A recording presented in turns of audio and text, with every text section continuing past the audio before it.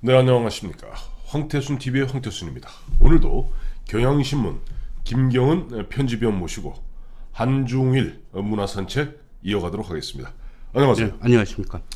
이번 주에는 아무래도 국민들의 관심, 아마 이번 주 초부터 주말까지 가장 관심이 깊었던 것은 김정은의 하노이 미북 정상회담이었던 것 같습니다. 그렇습니다. 이 두 가지가 눈에 띄는 것이 김정은의 담배, 또 김여정의 재떨이, 그것도 관심이었습니다만은 작년에 있었던 그 싱가포르 회담 때도 마찬가지고 이번에 하노이에서도 날이 무척 더웠죠. 예. 그럼에도 불구하고 그 답답해 보이는 그 뭐라고 그럽니까? 인민복. 북한 인민복. 예. 그래서 그 한중일의 그런 인민복, 제복이죠. 제복, 제복에 대해서 한번 풀어주시죠. 네. 어제 그 하노이에 예. 김정은 국무위원장이 입었었던 옷을 예. 북한에서는 네. 닫긴 옷이라고 얘기를 합니다. 닫았다고 닫긴 옷. 예. 반면에 이제 넥타이를 맨 맨은 그 서양의 양식의 그 양복은 네. 제낀 옷이라고. 제끼다 그러죠. 예. 젖힌다. 예. 어쨌든 세계적인 이목을 끄는 행사에 네. 사회주의 국가의 원수들이 네. 어떤 옷을 입었느냐 하는 것은 매우 관심거리고 또 흥미를 끌기도 합니다. 그렇습니다. 어제 김정은 국무위원장이 인민복을 굳이 입고 갔었던 것은 네. 그 인민의 지도자다. 또 또 북한의 최대의 숙제라고 할 수 있는 네. 경제 제재 문제의 해결을 그 인민의 지도자로서 해보겠다 하는 의지, 결기를 북한 주민만이 아니라 또 세계에 드러낸 게 아닌가 하는 생각을 근데 하고 실패했잖아요. 네, 실패했습니다. 양복을 입고 왔으면 맞아요. 어땠을까 하는 생각을 해봅니다. 아니 김정은이 같은 경우 신년사 같은 거 할 때 보면 자기 네. 신년사를 또 양복 입고 아까 말씀한 제낀 옷, 예. 제낀 옷 넥타이 턱 메고 연초에도 그랬고 작년에도 그랬고 보면 양복 잘 입다가 갑자기 답답한 그 그 어떻든 상징 조작을 옷으로도 옷으로서 한 것인데 그런 그 상징 조작 때문에 아마 68시간 네. 거의 70시간 가까운 시간을 기차를 타고 오고 글쎄 말이에요. 그다음에 저 제복을 갖다 그 숨막히는 제복을 입고 왔는데 결과적으로 성공하진 못했고 아마 실패했어요. 대실패일 거예요. 네. 아까 저희가 황태순 TV에서 이제 전해드렸던 것이 이제 그렇다면은 결국 북한으로 되돌아가는 김정은의 발걸음은 무거울 수밖에 없다. 즉 천근만근일 것이다. 네, 라고 얘기하는데 어쨌든 북한의 인민복은 지금 김일성이나 김정일 때는 어땠습니까? 네. 조금 그 전에 좀 설명을 드릴 텐데 원래 그 인민복은 네. 신원, 그러니까 손문, 삼민주의의 네, 중국의 국부죠. 네. 아버지라고 하는 이제 손문이 만든 겁니다. 일본에 유학을 할 때 그 일본의 학생들 제복을 보고 네. 그걸 디자인을 했다. 예. 그게 신의 혁명 무렵에 이제 그 처음으로 만든 옷이고요. 네. 신원이 1923년에 예. 그 중국 혁명 정부가 들어서는데 네. 그때 그 대원수가 신원이었습니다. 예. 신원이 자기가 만든 옷을 입고 출연을 하게 되죠. 그렇게 되니까 그 혁명가, 그 시대는 혁명의 시대이기 때문에 네. 혁명가들이 너도 나도 다 그 옷을 따라서 입었죠. 그렇죠. 보면 저희 기억합니다만 그 손문 순원이 입었던 게 답답할 정도로 딱 이렇게 돼 있는 옷 보면 이렇게 보면 단추도 이렇게 좀 한 몇 개 있고 단추가 5개. 5개 그다음에 주머니가 이렇게 한 예. 4개인가 근데 중국의 속담입니다만 네. 옷은 정신이다. 네. 이렇게 얘기를 하거든요. 네. 그 인민복이 이제 단추가 5개가 있고 네. 호주머니가 4개가 있고 예. 또 소매 단추가 3개가 있습니다. 네. 그 인민복도 543 정신이 담겨 있다. 네. 이런 얘기. 5는 이제 단추인데 그러니까 설명해 주세요. 예. 저 민주주의의 근간이 되는 입법부, 사법부, 행정부, 감찰, 그리고 인사, 이 5부의 분리를 뜻합니다. 참고로 애청자 여러분, 우리는 삼권분립을 이야기합니다만은 순원과 현재 지금 대만이라고 그러죠. 옛날에 자유중국이라 불렀습니다만 거기는 5부 체제입니다. 앞서 말씀하신 대로 입법부, 행정부, 사법부, 감찰부, 인사부. 예. 그리고 이제 네 개는 4. 예, 공직자의 덕목입니다. 네. 예의, 염치. 염치. 그렇죠. 그거를 이제 공무원들이 지켜야 할 그것을 얘기하고요. 그 예의 염치는 참고로 2700년 전에 제나라 관중이 얘기했던 예의 염치입니다. 네, 맞습니다. 자, 세 개. 그렇습니다. 이것은 손문의 삼민정신. 삼민정신입니다. 예. 그거는 민권, 민주, 네. 그다음에 그 뭐죠? 뭐 있어요? 까먹었어요, 저도. 민생, 민주, 민권. 맞네요. 세 개네. 민생 아닙니다. 아무튼 이 세 가지 예. 그것을 상징합니다. 예. 그래서 그 손문 순원이 그랬고 저희가 뭐 중고등학교 다닐 때만 해도 저희는 그 당시 중공이라 그래서 현재 중국하고는 안 놀았고 자유중국하고 놀지 않았습니까? 예. 그때마다 중국집 가면은 이 항상 뭐 우리 애청자 여러분도 제 연배분들은 기억하실 겁니다. 그 중국집에 보면 사진이 2개 걸려 있어요. 하나가 중산 순원, 한쪽이 중종 장개석 장제스. 그 두 양반 다가 보면 아까 말씀하셨던 그 중산복을 입고 있었죠. 자, 그건 그렇고 지금 북한의 인민복으로 다시 한번 돌아가 보죠. 예. 북한도 이제 이제 인민복이 이제 공산화되는 그 연역을 얘기를 약간 드려야 그것도 그렇게 되는데요. 설명할 수 있는데요. 신원이 그 아까 얘기했던 그 대원수로 취임하면서 입고 공산당이 이제 혁명가들이 다 입었습니다. 네. 그 당시만 해도 이거 공산당이 입었던 옷이 아닙니다. 중국의 당연하죠. 평민들이 입었었던 옷인데 그것의 결정적인 계기를 만들었던 건 역시 마오쩌둥입니다. 1945년 10월 1일 날 중화인민민주공화국을 선포할 때 몇 년이요? 1945년 10월 1일 아닌가요? 49년입니다. 제가 실수했습니다. 예, 그래서 제가 맞습니다. 예, 그래서 예, 49년입니다. 예, 49년 10월 1일. 예. 근데 그때 인민복을 입고 가면서 내가 이 옷을 입은 이유는 인민에게 복무하고자 한 것이다. 근데 한마디로 개소리입니다. 예. 그렇게 얘기를 왜 개소리인 줄 아시죠? 말씀해 보시죠. 저는 지금도 보면 공산주의자들 말을 믿지 않습니다. 지금 보면 공산주의자들은 항상 이야기하기를 갖다가 자기들은 인민을 위해서 복무한다고 얘기합니다만은 조지 오웰이 동물농장에서 갈파한 바와 같이 빅브라더였죠. 이런 거예요. 모든 짐승은 평등하다. 그러나 어떤 짐승들은 더 평등하다. 심지어는 그들이 만리장정할 때 그야말로 8만 명이 8천 명으로 줄어드는 그 흔한 얘기를 개고생을 할 때도 실제 지도부였던 마오나 조원라이 주도는 단 한 번도 걸은 적이 없습니다. 늘 가마 타고 다녔습니다. 왜?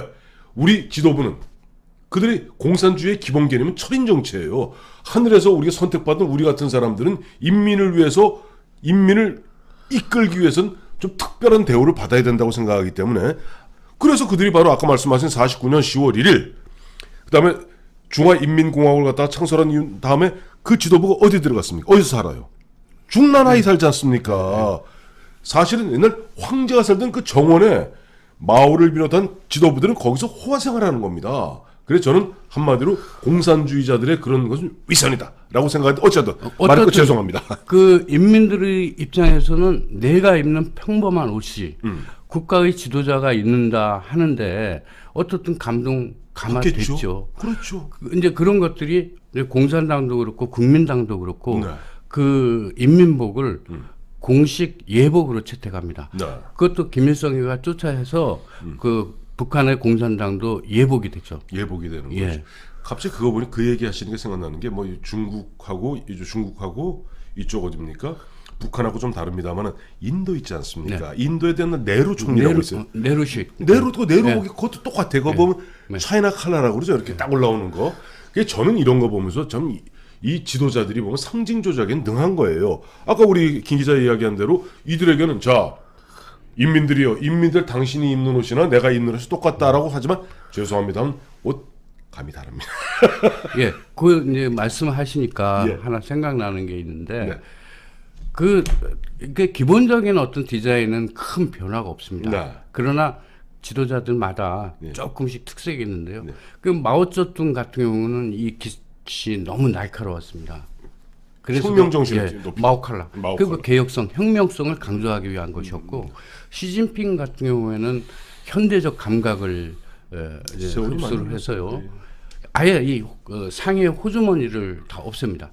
이 여기만 이렇게 모양을. 모양만 있는 거지 네. 사실은 없죠. 예. 근데 그거 왜 그러냐면 시진핑 같은 경우에는 국가의 최고의 자신이 그 인물을 네. 부정부패 척결해 두었습니다. 네.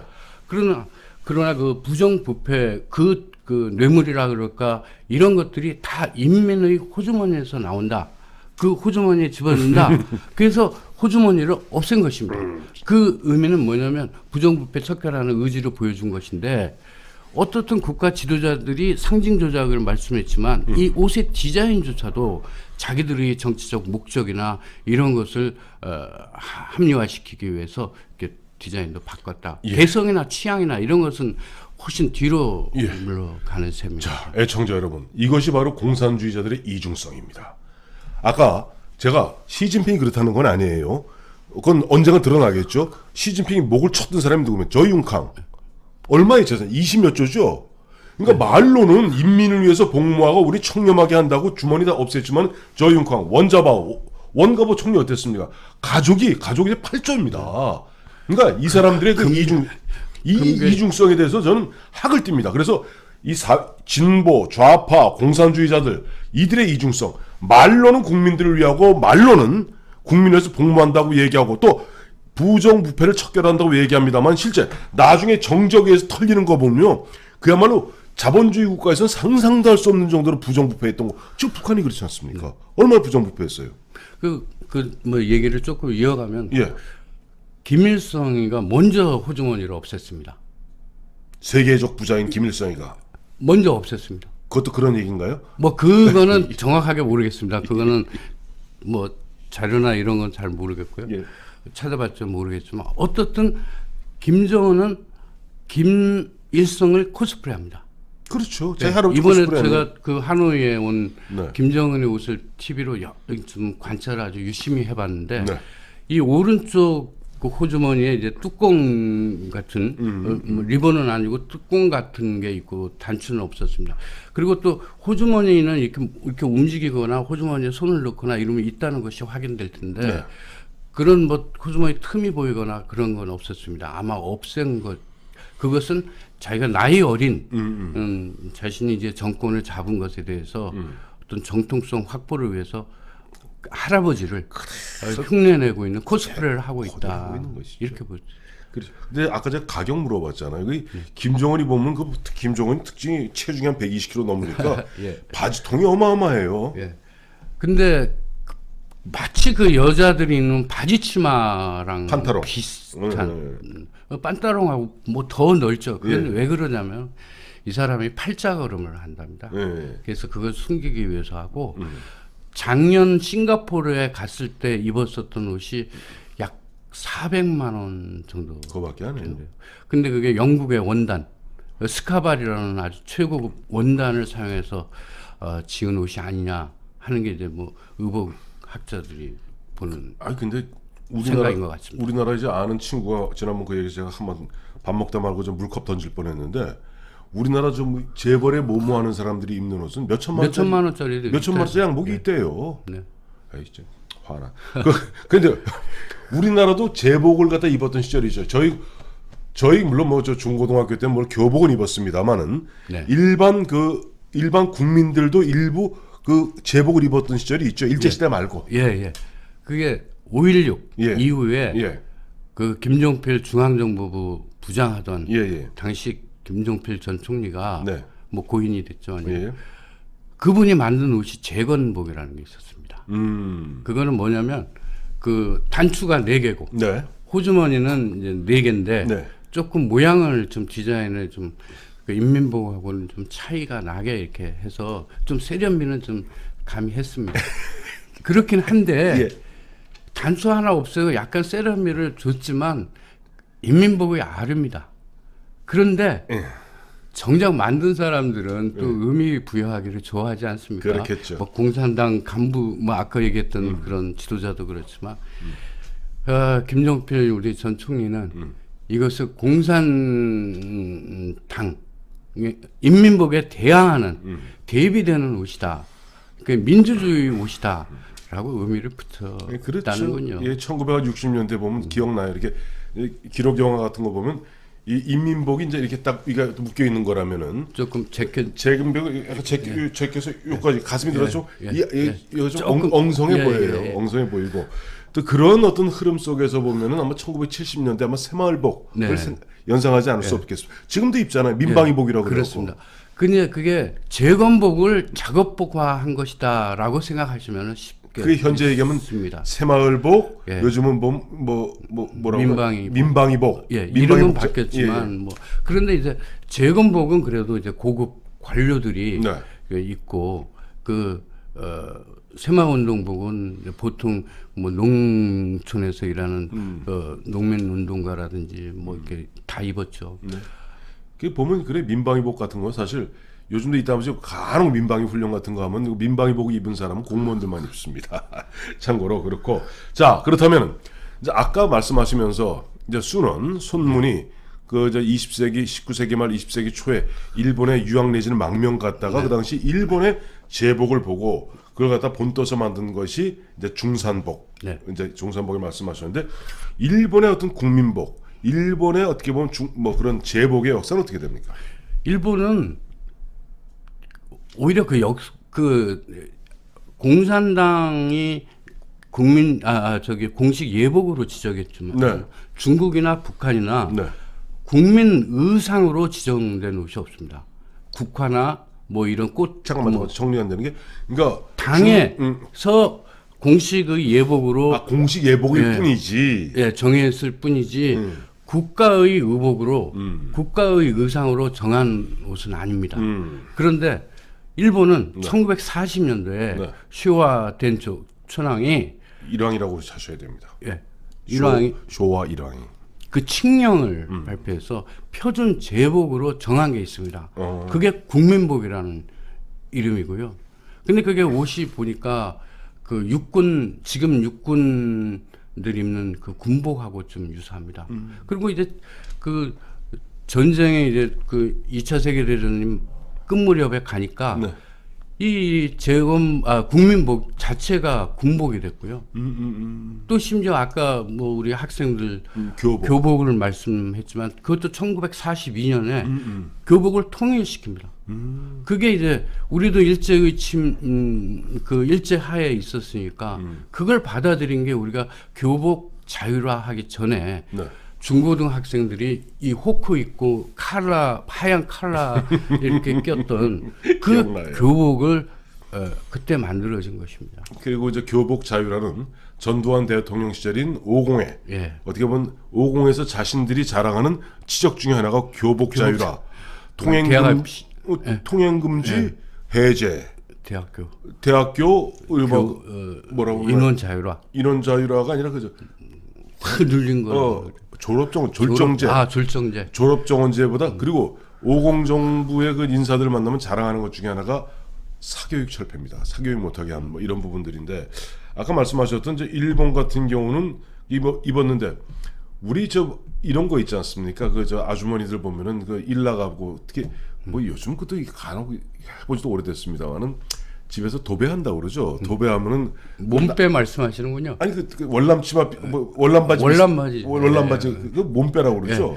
근데 그 몸빼가 이제 우리가 월남바지라고 이렇게 이름을 붙인 건데요. 근데 그거는 아까 얘기했던 국민복하고는 조금 차이가 있습니다. 그거는 일본의 그 사토야마라고 산골 거기는 매우 추우니까 여자들도 그 바지를 이제 만들어서 일복으로 이렇게 작업복으로 이렇게 썼는데 그러니까 지난주에 말씀하셨던 기모노하고 또 다른 개념 다른 겁니다. 바지입니다. 이거 바지 작업 바지입니다. 작업복입니다. 그런데 이것을 1942년에 역시 여성의 국민복으로 지정을 했습니다. 저는 아까 1940년이라는 게 굉장히 보면 우리나라 역사에 굉장히 중요한 어떤 분기점이 되었던 것이 뭐 잘 아시겠습니다만 1937년에 일본이 중일 전쟁을 일으키지 않습니까? 그리고 1940년이 되면 드디어 이제 전운이 높아지는 가운데 왜 1939년에 독일에서는 히틀러가 2차 세계대전을 일으키고 1940년 되면 독일이 프랑스를 함락시킵니다. 그렇죠. 그런 분위기에서 일본도 조만간 미국과의 결전에 대비해서 대동아 공영권이라는 걸 발표하고 그 다음에 대동아 공영권을 발표하면서 또 한 가지 우리 한반도에 있는 조선인에게는 강요한 것이 바로 창씨개명입니다. 그리고 또 하나 아까 말씀하신 대로 의복도 사실 전투복으로 흰색을 못 입게 하고 전투복으로 갈아입힌 거죠. 전 국민들과 자기 식민지에 있는 시민들에게 다 전투복으로 갈아입어라. 그것이 1940년. 네. 역사. 그게 다 일본에서 하고 바로 그게 한국에도 적용이 됐던 거죠. 그렇죠.